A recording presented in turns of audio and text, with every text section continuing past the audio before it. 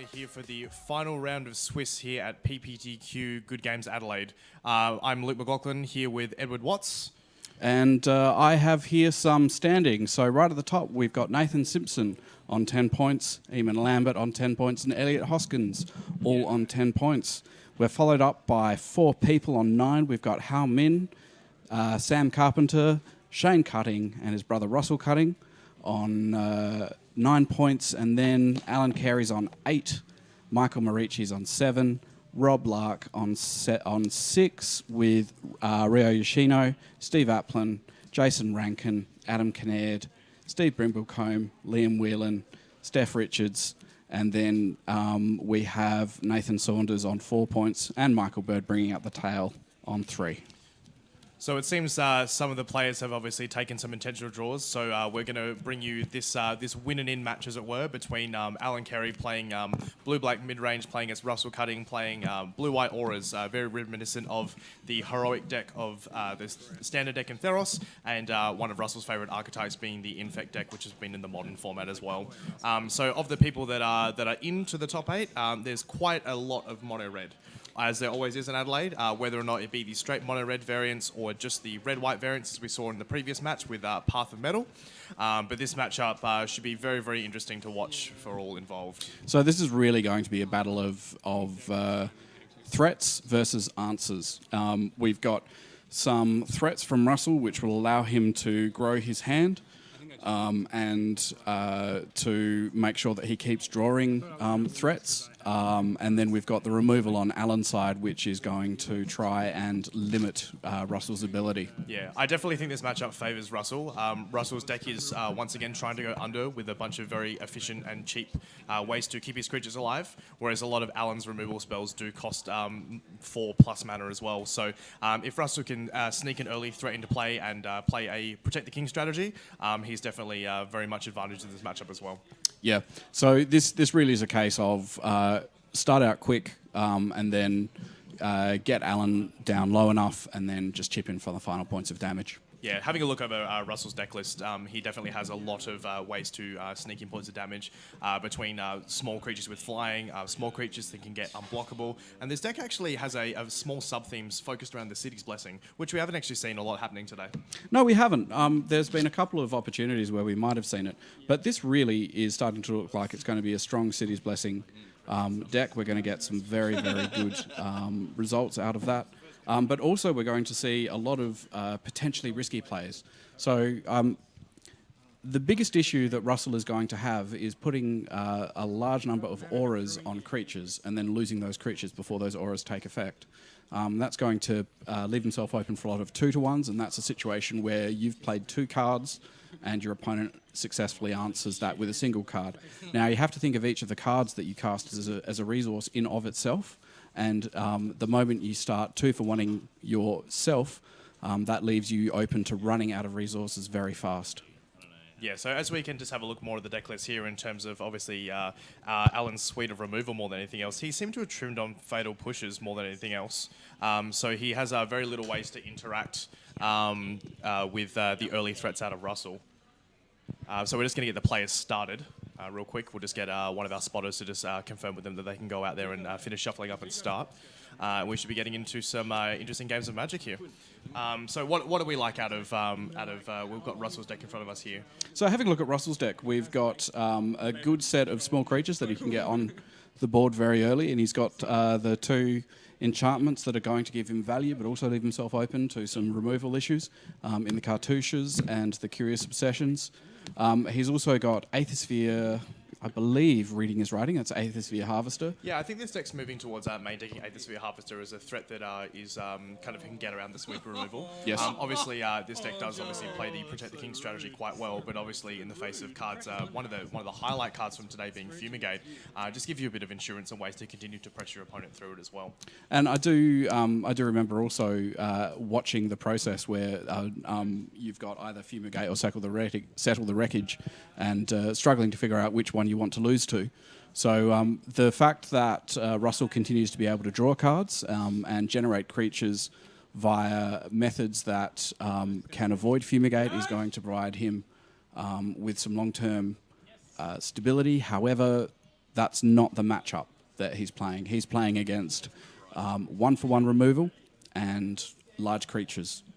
I wouldn't say necessarily as large, just more value, I reckon. Obviously, we have access to cards like Gonti, Lord of Luxury, and Ravenous Chupacabra. These are cards that extract value by their presence, and also if your opponent does eventually deal with them, they've obviously the damage has already been done at that point, while leaving obviously a reasonably threatening body behind as well.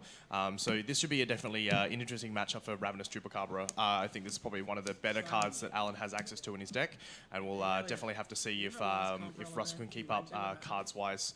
With what's exactly happening. Okay. Now, we just had a quick request from the viewers in terms of where the standings are.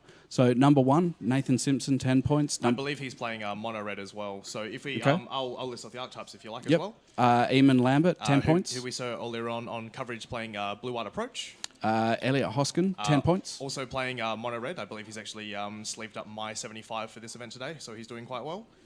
I'm sure that makes you quite proud. Yes, we had a bit of a mountains upgrade as well. We're playing betas today, so hopefully it's doing a lot better than what was previously expected of it. As always, it's the value in the mountains. Yep. So, How Min? Yes, he's playing his trademark deck actually for this format, being the red-green pummeler deck. Also, some amount of Samet Tribal in there as well, as we saw earlier on camera, being able to steal a bunch of games. Sam Carpenter.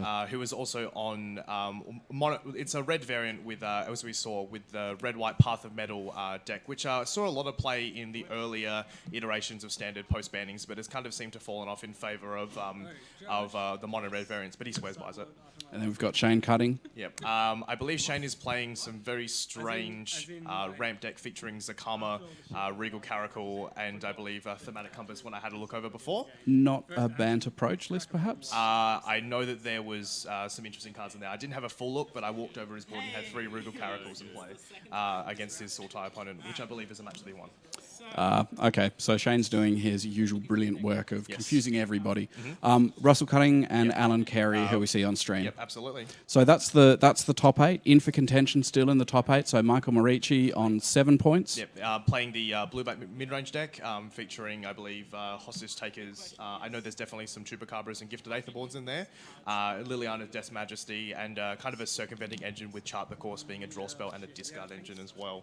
I believe Rob Lark, who's below Marucci in standings as it is, also on the same list. Ryo Yoshino himself playing a red-green monsters list, a very interesting mashup of mono-red with Rekindling Phoenixes and some Ronuses in there to my knowledge.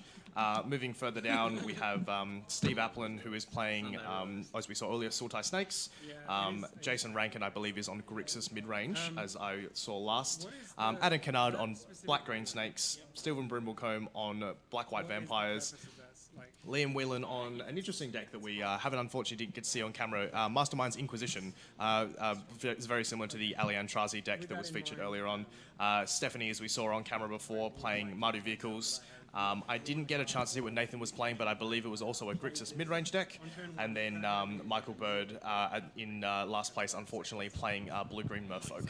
Now, something looks to be happening on at the feature match here, so this might be I'm very sorry, Judge, I've forgotten to take my sideboard cards out experience, and we will just try and figure out what's happening here. Yes, it appear that would be the case. Obviously, Alan has what appears to be an Evolving Wilds on the stack and probably thumbed through his deck and found a bunch of cards he didn't previously sideboard out. For you, those in coverage may have heard an eruption of noise from the other room in the last round. Sorry. Where Alan had his opponent dead on board and his opponent end of turn activated Search for a Scanter, revealed a card and then top decked an If New Rivulet to mill Alan for the last 3 points of damage after his opponent had resolved 3 Lost Legacies, naming Approach the Second Sun and a few other bits and pieces as well. Obviously not Gearhulk, because that would be cheating. Yeah. So his opponent in the last round, it was Eamon Lambert, and Eamon was dead on board, and his only win condition left in his deck was to mill Alan out, and he was lucky enough to get there. Yes. Eamon being very fortunate today, being in the top of the standings today, as we saw in his feature match against Hal. Absolutely dead, but he found the Second Sun off the top, and obviously he found a If New Rivulet to defeat Alan Carey. In this round as well. So we have a bunch of players trying to obviously figure out exactly what's going to happen. Both of these players reasonably good friends. And if you just excuse me for half a second. Nice. we're just going to quickly just change over a few bits and pieces here. I think we have some updates from the floor to see exactly what's happened from Joseph Scozzero. Hi everyone. I've just got the word from the horse's mouth. Alan Carey, while cracking his Evolving Wilds, found some sideboard cards inside his main deck. So our judge Simon is trying to figure out the correct procedure for dealing with this. It's made it a little bit more difficult. Some cards in Alan's deck are split between main and side, and so just figuring out exactly which ones belong where is what's taking the time at the moment. But we'll be back to the game with you in any moment. That's right. It wouldn't be a day of drama without Alan Carey being in the place. So we'll definitely try to get a resolution for this as quickly as possible. But we can, in this point in time, we can definitely have a chat more about obviously the deck list and the matchups more so than anything else, or who we think of the decks that may actually win the day. Actually, obviously there's a vast amount of mono red in the field. But obviously there's a bunch of decks as well in saying that are kind of almost built to beat mono red. As I mentioned before when I walked over and saw Shane Cutting have multiple Regent Caracals in play, that card is very, very good and almost specifically in the majority of sideboards to beat the mono red deck as well. So if Shane's able to do something along those lines to his opponents on the earlier turns, especially the red decks, Shane may be very well poised to take the day as well. Now, I'm just going back through my memory. I'm just struggling to remember. I think Rio's on red as well. He's on red-green today. I saw him have a Chandler's Initiate in play alongside a Bomat Kieran Kenra. Elliot, who remarked to me earlier on in the day, is I thought I was playing against mono red, and then my opponent played a Chandler's Initiate and a Ronus. In proper Rio fashion, no one really knows what's happening half the time. That's fair enough. So now just looking at the top 10 or so people. We've got 1, 2, 3, 4. We've got 5 very aggressive decks. So 4 reds, red majority base. Are you counting Russell's deck as the more aggressive decks? Yes. So just going back to the floor, ladies and gentlemen, it appears that players are shuffling up again. I would assume that would signify that Alan has received a game loss of some description. And we have, once again, Joe right with the horse's mouth again, wants to find out the penalty as well. Hi guys, I've just spoken to our judge Simon. He's informed me that because the match had already begun, we were unable to fix the decks and continue the match. So Alan was awarded a game loss, and they're now shuffling up for game 2 with sideboarding.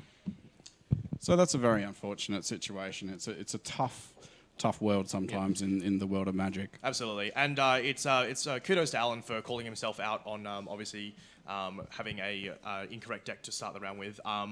There's obviously a very, very little amount you can do about that as well, and being able to call yourself on that and say, Judge, I'm not playing fairly. I have sideboard cards in my main deck to call him from that way as well. Unfortunately, I'm sure there are players out there that would have tried to mask the fact that they were pre or post sideboarded as well, but Alan, being the gentleman he is in this situation as well, happy to cop it on the chin and accept the fact that he messed up effectively. Yep. So this makes it now a situation where Alan, if he wants to get through, he's got to win the next 2 games. Which is definitely very possible. I guess we can start having a look at sideboards now, obviously, because that's a we've very good kind point. of moved forward as well. So out of Alan, Alan has a Consign to Oblivion, some copies of Duress and Essence Scatter, additional Fatal Pushes, Lost Legacies, a Vizier of Many Faces, some Moment of Cravings as well. So what do we like here out of those cards? So Essence... sorry, no, not Essence Scatter. Essence Extraction. Not. Yep, so Alan's playing 4 main deck Essence Scatters. 4 main deck Essence Scatter. So I like the extra removal. I am moderately interested in the Duresses. Mm-hmm. I'm not 100% on the Moment of Craving. Moment of Craving doesn't feel like it's good overall, enough. I feel that Alan's deck is obviously reasonably well suited to take down the strategy that Russell's trying to execute. So we should probably be more looking at ways that Russell is able to combat, obviously, decks full of removal and counter spells. So what we've got on Russell's side, we've got some number of Spell Piercers and we've got 3 Negates.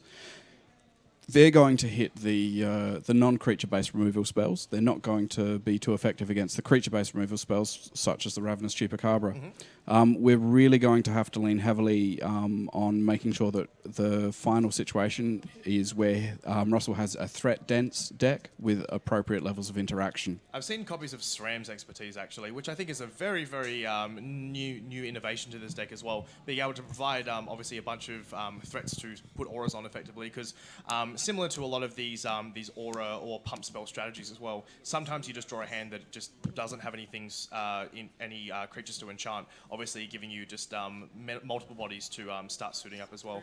Now, interestingly enough, it looks like he's, if I'm reading this correctly, it looks like he has brought in a Gideon or some number of Gideon of the Gideon of the Trials. seems excellent in this matchup as well. It's a very hard threat for Alan's deck to deal with. As mentioned before as well, Alan's deck full of Essence Scatters and Fatal Pushes just doesn't line up very well against the Planeswalker Gideon of the Trials. Alan has very few answers. Obviously, Ravenous Chupacabra doesn't kill it because it is a Planeswalker, and he really only has access to two, maybe three Vraska's Contempts to actually be able to keep up pace as well. But I can just see Gideon being the dominant force of this game. I think we will. Now, the other thing that Russell's got, he's also got a Spell Pierce in hand for later on to protect it. Now, here we see the first threat. This is a SRAM. Yes, and the Dwarf Tactician himself. And this is, if Russell can keep it out, it's going to provide him a lot of value as the game goes on, because this allows him to draw cards for aura spells cast. Yes, the last time that I saw a SRAM in play was in Modern in the Cheerios deck. It definitely with a more unfair application of the card. So what this card's able to do is whenever you cast an aura equipment or a vehicle, you may draw a card. So some of the more unfair interactions is using a bunch of zero costing spells in the Modern format, but Russell's just using it as an honest draw engine to minimize the amount of 2-for-1s that get inflicted upon him if he is to attack with or enchant creatures into the face of removal spells such as the Essence Extraction. And in this sort of deck, it plays a role very similar to that of Core Spirit Dancer in the Modern Boggles deck, which allows you to draw cards in a similar way to SRAM. Yeah. Russell seems to be in just a very, very commanding position here. Alan seems to not have access to blue mana up until that Evolving Wild, which is still a turn off. Until turn 4, that deck stumbling, as I did mention, the amount of main deck, basically blue cards that he has in play is just not ideal for Alan to kind of try to keep pace with this deck. As did and mentioned before, this game can just potentially snowball out of control really quickly if an active SRAM can just draw you a bunch of cards and drown your opponent in auras effectively. If you just excuse me while I'm getting the life totals corrected. So that was a hit for 4 off the Planeswalker, the baby Gideon. He's going... It's not the baby. There's Kithian as well. So oh, yes, that's right. Talk probably younger brother. Yeah. Younger brother Gideon. Yeah, teenage Gideon. Yes. And here we see another copy of SRAM.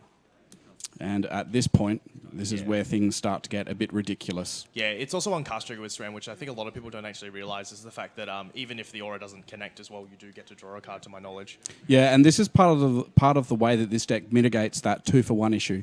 If you have a SRAM out, then even if you lose a creature that you're enchanting with that aura, you've still already drawn a card. So instead of it being a straight 2-for-1, it's a 2-for-2 or 2-for-1 and a bit. Be interesting to see how Alan leverages here. Like this. So we've got a hostage taker that's hit the stack, hit the battlefield, and we've targeted SRAM. A reasonable exchange there for Alan. Russell obviously clearly representing the spell pierce that he does in fact have in hand, but obviously I think Alan keening into the fact that Hostage Taker is in fact not a non-creature spell in fact. So does Alan have access to any enchantments or equipments or vehicles in his deck? I would have to have a quick look at his deck list. Unfortunately, it doesn't appear that he does, which is unfortunate because we could have seen some really, really cool Hostage Taker SRAM value. That would be quite glorious. Unfortunately, we're just now seeing the straight removal value of the Hostage Taker. Yeah. Alan has looked quite good. He has a copy of Gonti, Lord of Luxury, by the looks of things, and obviously this Hostage Taker was very, very potent in doing its job, cleanly removing the SRAM from the board, not playing into the Spell Pierce as well. So we're going to see Russell's follow-up play of, what's that card called? Slippery Scoundrel by memory? I think so. Yes, so Slippery Scoundrel, I believe, is a 2/2. And then when you have the City's Blessing, it becomes unblockable, if my memory serves me correctly. Not very good in this face of this if near Deadlands, but obviously a very, very potent threat in a lot of the removal light matchups. Even better yet, that's going to make an incredibly hard threat for Alan to deal with. That kind of unfair. It is. So now we've got 1, 2, 3, 4, 5, 6, 7, 8 permanents in play for Russell. Alan needs to start thinking about dealing with some of these permanents before there are any... Oh, here we go. Here we go. Before the Deadlands, yeah. I think Alan identifies that he definitely needs to deal with the Slippery Scoundrel before it becomes a threat. I don't believe he can answer whatsoever in his deck. Interesting to see that the hostage taker chipping away at this Gideon here. I would have thought that Russell would have been happy to throw away this warrior in terms of preservation of the Gideon. But obviously Gideon can just continue to upkick on this hostage taker, which is probably more so where he wants to be. I think there's a potential in this for Russell to race. So that's a hit for 5. Yeah, in the interest of racing, I feel that he probably wanted to activate the Chefette Dunes that turn actually and clock in for 6 and then hold open Spell Pierce and then and potentially play the SRAM after, or one or the other. Obviously, Russell has definitely played this style of strategy a little bit more than I have as well, so he may be trying to craft a plan that I'm just not seeing. I think it's win in 2 turns is his plan. Yeah. So now we can chump the hostage taker. So that's putting Alan on 2 removal spells, and 3 Spell Pierce. Yes, Yeah. and then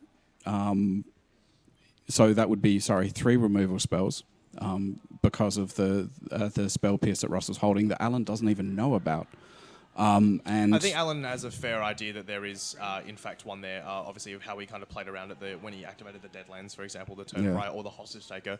Obviously, there were other cards that he could have used in his hand to kind of progress his board state, or just draw more cards. As I see him holding 2 Glimmer of Geniuses at this point. So here it's Alan now. I'm going to get some blockers up. You can't kill me next turn.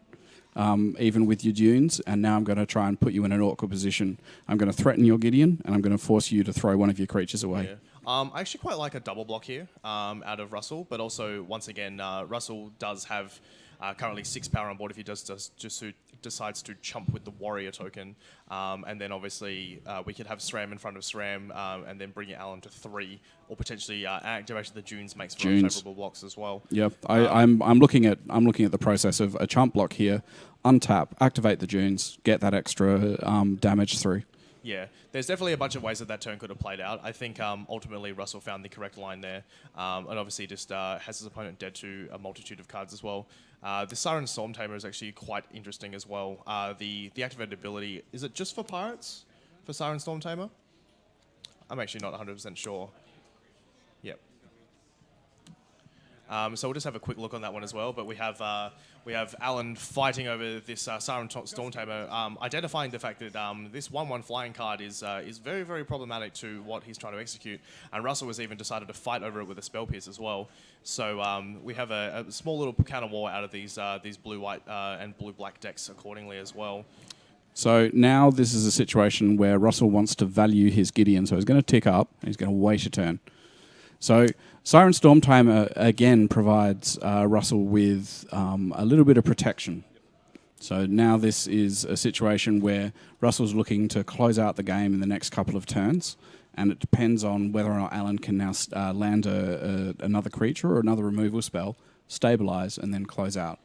Yeah, it's definitely the case of so close yet so far in this matchup. Like Russell for the entire of this game has been presenting pretty much 9 to lethal damage, but because of the strategies of the decks as well, there's no real direct damage out of these decks. So your opponent being at 1 and your opponent being at 15 is usually the same thing. Obviously, there are cards such as Slippery Scoundrel, as we saw earlier, which is probably with the Acidic's Blessing one of the most powerful cards in the matchup. I feel just for being able to continuously put a clock on your opponent, but Russell will always have to respect the amount of removal or disruption that Alan can produce, especially in the presence of having to sacrifice a land with the Chefette Dunes as well.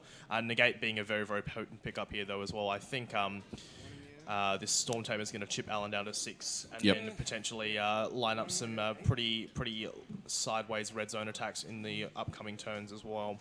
So the way Russell's structuring this is that SRAM can only swing in and will be blocked by SRAM, and the hostage taker is having damage that it dealt's being prevented by the Gideon, and then this also provides a little bit of buffer for Gideon to survive a hit. Yeah, I think as we were mentioning in the sideboard kind of breakdown as well, Gideon feels like one of the most powerful cards that could be in play from either two players on this board. As we see, this Gideon's hit for a large portion of damage and blunted the assault, and also represented lethal for the vast amount of this game. Now we saw in this situation that Russell fired off that negate on the Glimmer of Genius. And yeah, I quite like that. Harking back to the very first match that we cast, we discussed the concept of letting the Glimmer resolve and negating the card that's being cast. Now, in this sort of situation where it's not a control deck facing a control deck, that that arithmetic changes, and you really want to reduce the number of times that your opponent can see cards off the top of the deck that are answers. So you're really trying to restrict your opponent's ability to draw an answer to your aggressive board. Yeah, definitely with cards as we've seen, obviously, with Hostage Taker and obviously cards that we mentioned, such as Ravenous Chupacabra, there's a bunch of cards that this negate isn't really doing much against in this matchup as well. So probably identifying that your opponent is struggling for answers, especially because they haven't dealt with your Gideon yet.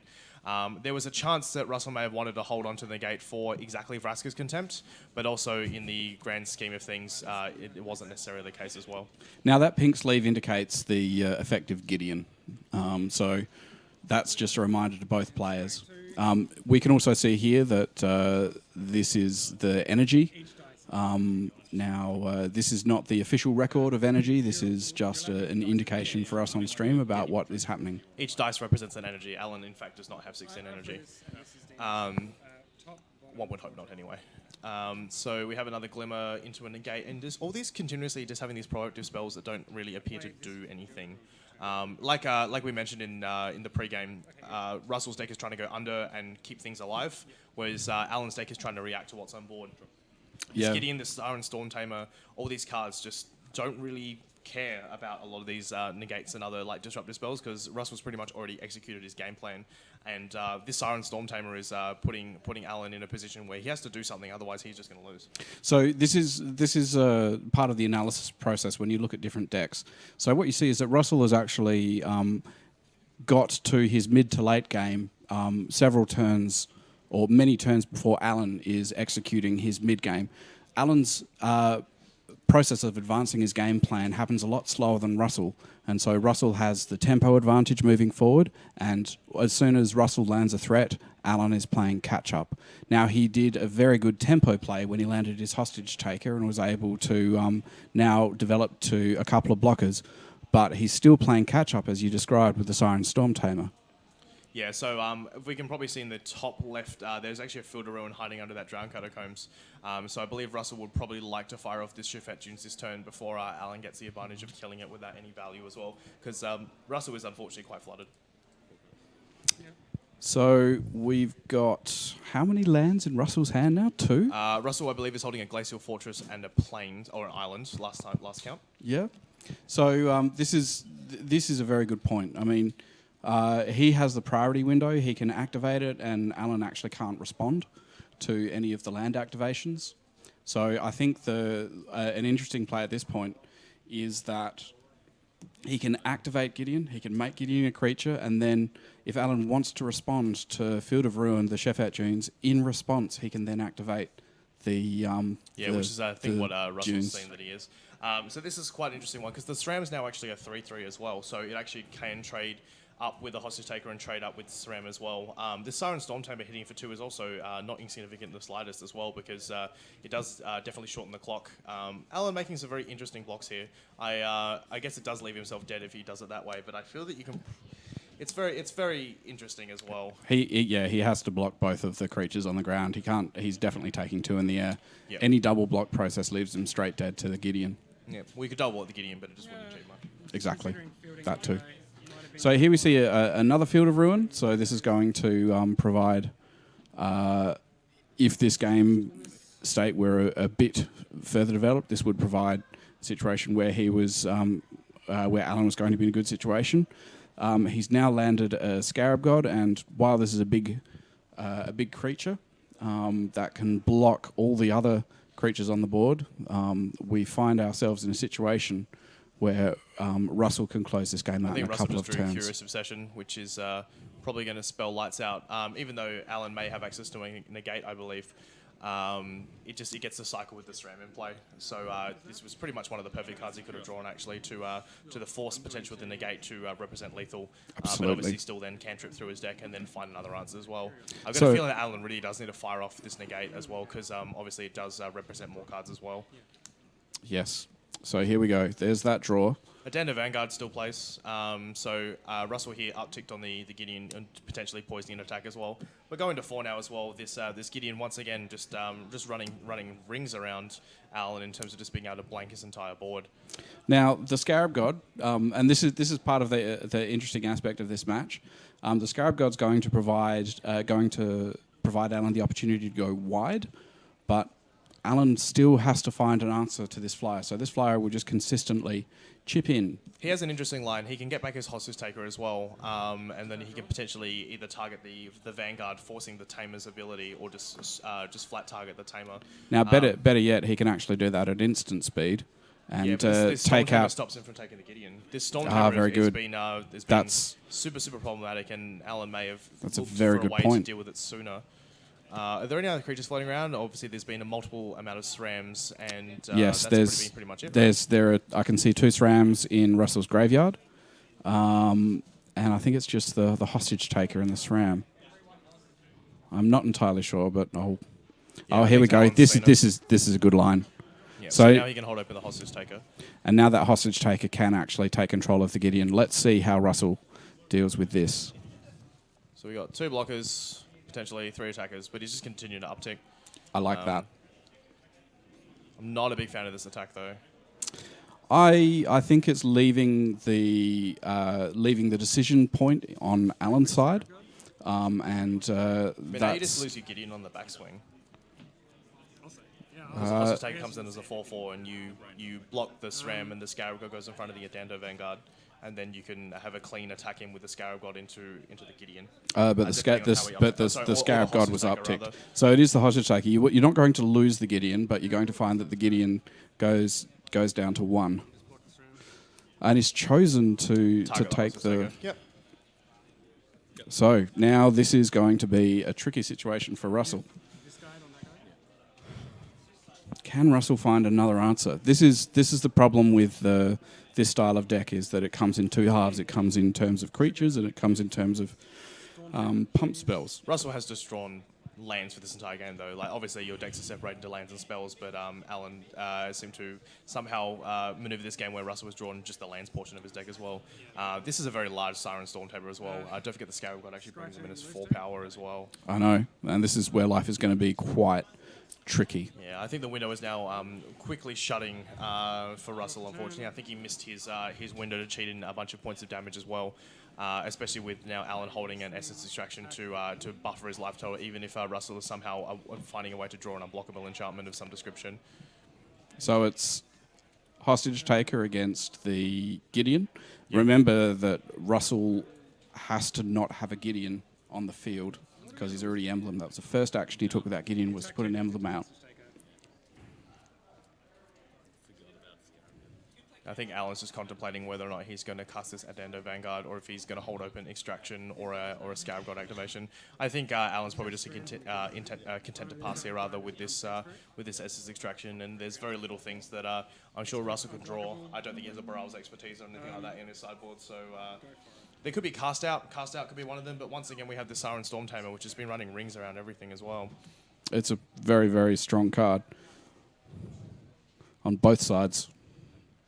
Yes, even in death, it causes a bunch of trouble, as it would appear. Yep. Yeah, so he's targeting the Storm Tamer. That seems fair, because now he can clog up the ground. He's got a Sacred Cat. Oh, that feels miserable. Yeah, it does. I mean, it's even worse, because if it dies in on Alan's turn, then Russell isn't going to have an opportunity to get it back on the field under his control. It's just going to come back as a 4/4 lifelink. And this is a situation where things start to get very awkward for Russell. So we're going to see Alan on tap, and it's likely... actually, I'm guessing that Alan was clever enough to make sure that he activated the ability of Scarab God. So he's probably already lost 2 from the Scarab God's second ability, which is that Scry X. Your opponent equal to zombies. Your opponent loses life. Yeah, so these going to make the cat in upkeep. And this will be in response. Oh, jeez. City's Blessing. City's Blessing. And that's going to take 3. That's 4/4 unblockable. That's 1, 2, 3. So we've got 1, 2, 3, 4. So the hostage taker and the Scarab God. That's not lethal. Remember, he still has to take out that Gideon of the Trials to do lethal damage to Russell. So we'll see what... so Alan has drawn a Vraska's Contempt, which is an answer to this Gideon. That's fine. That'll work. Which he'll leave on the top, I believe. Yep, and then he'll draw for turn. Here comes the answer, and it's going to be a clean answer, and then I think we're going to get close to lethal.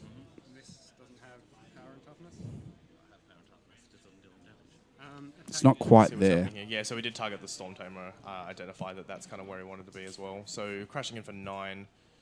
At what it was assume he may split the damage in fear of a negate, because obviously he does need to remove this Gideon. So I feel that Alan's either attacking into the Gideon to clear it, or just attacking into the face, or trying to get very, very clever with this Vraska's Contempt. And Russell's had enough. Russell's had enough of drawing lands. So Alan equalises 1 apiece after an unfortunate game loss in game 1.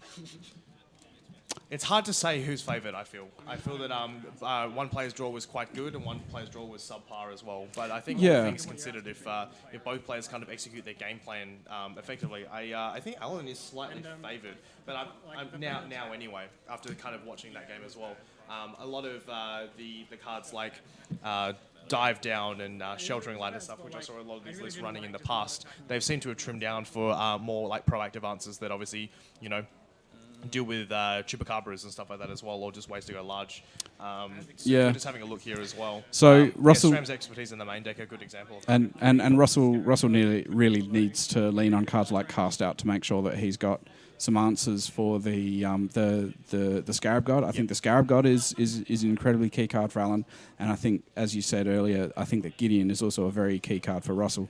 We've got a situation. I feel like that Russell just did not draw any follow-up from his Russell's initial... start was very, very good, and if he could have applied some form of tempo off that SRAM, I think he was definitely very far ahead. But unfortunately, just couldn't capitalise on it. Alan stabilised on the smallest of margins, and the Hostage Taker, I think, was the MVP of that game. Getting 2 activations of it was just where the kind of the tables turned in that game. Yeah, the Hostage Taker being able to delay the tempo for, I'd say, possibly 2 or 3 turns, but then we definitely had the provided Storm that Tamer enough. as well. Like, if that Storm Tamer was around like a turn quicker, like it definitely gave that window of closing speed to be able to Shafet Dunes, attack him for a bunch, counter a removal spell, and then obviously get him for the last points with the Gideon and the SRAM at that point. I agree. But Hostage Taker just being the perfect answer, pretty much, to leave a body behind to block, as well as make Russell have to deal what was on the board. It is. It was such a strong card. Now, looking into the deck, I'm not seeing a huge amount that I'd actually change. Yeah, I feel that obviously play draw doesn't feel like it's actually going to affect Russell's deck too much. We're still trying to execute as fast as possible. I'd potentially make sure that on the draw I'm bringing in some more threats for some of the bigger creatures. Cards such as Cast Out. Cast Out. Yeah. So I definitely want to find a way, when I'm on the draw, I want to look at providing myself with a way to deal with the threats that my opponents will land. The key thing is also making sure that you're not diluting the game plan of this deck. So this being Russell's deck being quite a linear deck in terms of accruing advantage and dealing damage to my opponent. The problem with linear decks is as soon as you start to dilute them, you risk making them not as cohesive, you just kind of break enough. down your engine at a point as well. Good examples of that are, some of the red decks. If you take out too many burn spells, you can't burn your opponent out. If you take out too many of your low and cheap aggressive creatures, you're not going to be able to have the fast starts that the deck's intending to have. Yep. Similar with same with the control decks. You take out all your counter spells, you're not going to be able to win counter wars.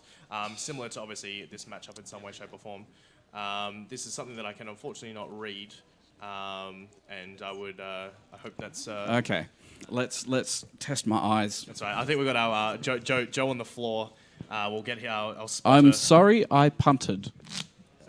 Sorry, I punted game 1. I believe that is Alan referring to the fact that he failed to de-sideboard after game 1 as well. Alan, known for kind of trying to interact with the stream in some way, shape, or form. It's not always appreciated, because we would like to... that was even worse. There's a man who has no concept of optical engineering. Yeah, that's right. Russell, known for his wine prowess and card playing ability as well. He's more than optical. He's the man that I would go to if I ever need any advice on wine. He's glorious, wonderful man, the best dressed man in Adelaide. Yeah, there's an award for that at YouTube, actually. Yeah, I know. Yeah. Absolutely gorgeous. Right, so players getting shuffled up here for Game 3. Hopefully it's a little bit more interesting than the previous. But obviously there was still a bunch of interaction that happened, but one player just seemed to flood out. So you know how Russell likes lands? Yep. He's just got a whole bunch more. That's that. So the interesting thing here is with the cycle lands as well. He has a 1 to 2 drop and a cycler as well. So there's a bunch of ways and cards that Russell can definitely draw to get himself out of it as well. I know, obviously but on the plate, like cards such as Adanda Vanguard only really lose to Moment of Craving as well. So cards like Siren Stormtamer help mitigate that damage as well. He has a very fast clock. He's just missing the second engine half of his deck, being a bunch of the auras as well. I'd consider keeping it, but it's very, very close, and it's only because of that cycle.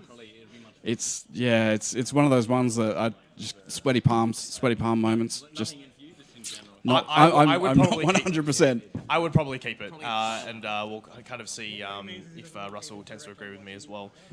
Just because he does have that early start, and his deck is full of auras as well. All right, so let's hope he doesn't draw a land. That's all right.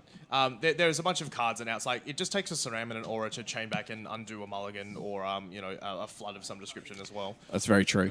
That's very true. And here we have a 6 for Alan. Now we see double Chupacabra, Fatal Push, Evolving Wilds, and some fixing. Optimal. Yeah. He's a little light of lands as an Essen's Extraction. I think Alan's kept a 1-lander though, by the looks of things. Oh, that's bold. That's fair. There's a bunch more lands in the deck though, I'm sure. So he has 2 lands. Nope, 2 lands. Evolving Wilds and a Fetid Pulse as well. All right. And he's holding a Gifted Aetherborn and obviously the Fatal Push that we talked about before. Russell's has obviously quite a fast start. Adanda Vanguard actually been very, very good against all these Fatal Push Chupacabra decks. Now remind me, how does Adanda Vanguard's ability on attacking work? So when Adanda Vanguard attacks, it gets +2/+0, and you can pay 4 life, I believe, to make it indestructible as well. Russell, unfortunately, just flooding out a bunch here. Hasn't drawn anything else. I'm not a big fan of cycling that way. I would like to have cycled to keep open the potential chance of drawing the Curiosity enchantment, but it seems that he's picked up a Legion's Landing anyway. So Russell once again knows better than I and decides to play towards Legion's Landing than towards the other. So now this is one of the ways that Russell can really get ahead in this matchup. Blue-black, notoriously bad at interacting with enchantments, so Alan's going to have to find a way to deal with this. It's going to be a consistent source of creatures if Russell can flip Legion's Landing, remembering that Legion's Landing flips into a land that creates creatures, but at this point in time you still need, I believe, 3 creatures to attack. Yeah, this Moving of Craving is absolutely brutal. The fact that it's one of the few cards of the format that minuses toughness as well actually gets around the Vanguard, which is it's very clean. Which is very, very clean and very, very bad if you're a Russell Cutting fan. That also gets Alan 2 more life. Yes, I don't think he needs it at this point. Blue Cartouche still plays, cycles and draws a card, and obviously gives this Lifelinking Vampire flying as well. So was that Interest Ram? You would have loved that in the other order. Oh, that would be absolutely gorgeous. So now we get an attack for 2. Yeah, we get an attacking for 2 here, and I believe Russell just kind of has to, put his hand on the table and just hope Alan doesn't have a way to interact. But Alan has the force land here. It's Chupacabra City. Another Essence Extraction. This is mono removal all the time, it seems, here in this game, as Alan continues to fend off this onslaught by gaining a total of 5 life so far as well. And I think there's the Deadlands here, an attack in for 2. This game is quickly slipping away, as we have noticed in Alan's hand. He has Runner Chupacabra, which should quite easily clean up this game, unfortunately, as Russell was unable to stick a threat early and keep it alive. Just showing the power of just this blue-black mid-range deck as well. Yep. Just being able to kill a cartouche creature that drew a card, but now leave something else behind. Now, even if Russell's got another threat, I believe that's a second Chupacabra. Yeah. And Alan, just probably just being able to play Gifted Aetherborn here as well as just like another blocker. I think Russell's pretty much on draw Slippery Scoundrel or Bust in some way, shape or form as well, which I think he just did. So you should stop calling it like that. So you can actually get City's Blessing here if he plays the Slippery Scoundrel, and then he crosses his fingers here. Alan, please don't have it. Alan, you don't have it. I have the City's Blessing. I have Hexproof. And we are back in with Runner, Slippery Scoundrel at the top. So we have a game here, ladies and gentlemen. This is incredible. This is the race. Now the race is on. Alan has Gifted Aetherborn, and that's going to provide a consistent source of life once Russell starts swinging in with Did you Slippery see Scoundrel. what Russell drew off the cartouche? I did not. Another Slippery Scoundrel. That's glorious. Yes. So there's a chance or a sequence of things where Russell could potentially chain off a bunch of auras. He would very much like to draw the Curiosity Enchantment, which I believe is called Curious Obsession here, to be able to just keep the cards rolling. But this race just got very, very interesting. If Alan has a way to interact with the second Slippery Scoundrel, I would say that he's favoured. But obviously, if he does not, he is in a world of trouble. Now, he's not running any mass toughness shrinking cards, is he? I don't think there's any Yahenni's expertise or anything like that. I'd assume that he probably just has a bunch of essence scatters and stuff as well. So I believe Russell was drawn a SRAM's expertise in the way that he's tapping his mana by the looks of things to put a bunch of things into play. Now, this is a Slippery Scoundrel, I reckon, number 1. Yep, Slippery Scoundrel number 1. And then I think we can wait. I think Russell is now considering his options. What do I do? Do I commit further on into this turn? I'm very curious to see what the other card in Russell's hand is, because I feel that it's very important in terms of like the pace of this game as well. Yeah. So Russell has identified that he's obviously not trying to block this Chupacabra, and he's content to race with this Gifted Aetherborn as well. So cast out on the Gifted Aetherborn. I'm not a big fan of that. I just feel that you're just kind of a little bit behind if you're making that play as well. But he's identified that he needs to race out this Gift of Aetherborn. Eating a negate, though, is a pretty positive thing. If I was Alan, I definitely would have saved that negate for probably something more impactful, like an aura that can actually deal a bunch of damage to, and like obviously on these uninteractable Slippery Scoundrels. So I'll just quickly update the life totals there. That was with no Curious blocks. Succession. That was in fact a Curious Succession. So Russell Oh, Cunning, boy. fortune favours him today, as firing on all cylinders, being able to just have a constant stream of card advantage here, and hopefully drawing another threat to turn on this Legion's Landing as well, or even just another Curious Obsession was probably his best draw here as well. Yeah. Now, so this is another 6 damage. Yeah. So this race favours, is swinging by quite a lot as well. But Alan is in fact holding a Gearhulk as well, and another cast out off the top as well. So This time for sure. this time, or maybe for sure, he had 4 mana open as well, and now he gets to untap with Torrential Gearhulk. So Torrential Gearhulk versus Chupacabra versus how many? We're taking 6 a turn, right? And we're taking 2. So this race is quite close with the Chevette Dunes making it 8. So Alan's kind of on a 3-turn clock just because of the presence of this Gearhulk, and Russell's on a 3. So there is a sequence of draws where players can get out of it, but obviously Russell kind of just wanted to draw like a blocker or just another Slippery Scoundrel. His best draw, I believe, was Slippery Scoundrel, but obviously he has the... does that resolve? Is this just Slippery Scoundrels all the time? I think this game has just been absolutely stolen by Russell Cunning on the back of triple slippery boys. Yep. So Russell here probably not blocking, identifying the fact that his opponent only has 7 damage and he can just kill him on the backswing with his Chevette Dunes. But if you go back 3 or 4 turns ago, I don't think this It was nothing like close. that. No, Yes. no, it wasn't. It's all right. So here come in 3 unblockable boys. So in the question of who wins the Scarab Gone to Chopper Oh, hang versus on. 3 Has Slippery Boys. he forgotten to activate? He hasn't. He's just going in for lethal because I believe he may have been on 8, but he notices the Dunes. But that was a steal. That was definitely what this deck was. Definitely what this deck was trying to do, and it was definitely a steal there. That was so. The key point in that game was as soon as Russell dropped that Slippery Scoundrel and was able to then get the City's Blessing. So what Alan actually failed to, I believe, miss actually when he was trying to race the Slippery Scoundrel, when he flashed in that Torrential Gearhulk end of turn, he could have actually targeted the Essence Extraction or the Moment of Craving targeting his own Torrential Gearhulk, Absolutely. which would have actually left him on 1, which then he could have probably raced on the crackback with obviously the versus the Shift-Headed Dunes Slippery Scoundrels. Could have raced it with the Scarab God and friends as well. So I wonder if that actually would have made quite of an impact. Obviously, it leaves Alan dead to any 1-pointer of any description because of the Scoundrels. But I think obviously one point is all that he needed to win that game. I feel That's a very, very close line. Actually, that's quite a close line. Yeah, so obviously fortune shines bright today on Russell and his merry band of Slippery Boys, followed up with obviously a bunch of card drawing enchantments and enchantments that remove things as well. But that's a classic Archer moment of really wanting to shout out phrasing. Yeah, the Slippery Scoundrel was definitely not a card that I thought was going to win this. Well, I did actually, but obviously was that only after he cast it that you thought it would win? No, it was like we were talking about in the pre-game as well. It was one of the few cards that Alan just can't interact with as well. But obviously, 3 of a kind seem to just out-trump the deck full of spot removal as well. Yes. I believe the majority of players are now finished for now. So obviously these players are signing result slips, and we will be back with top 8 very, very soon. But until then, please stay tuned, and I'll get Ed to sign off. All right, thank you very much for staying with us here at First Strike TV. Remember to look up First Strike TV for all your local Adelaide content, including Magic and Street Fighter.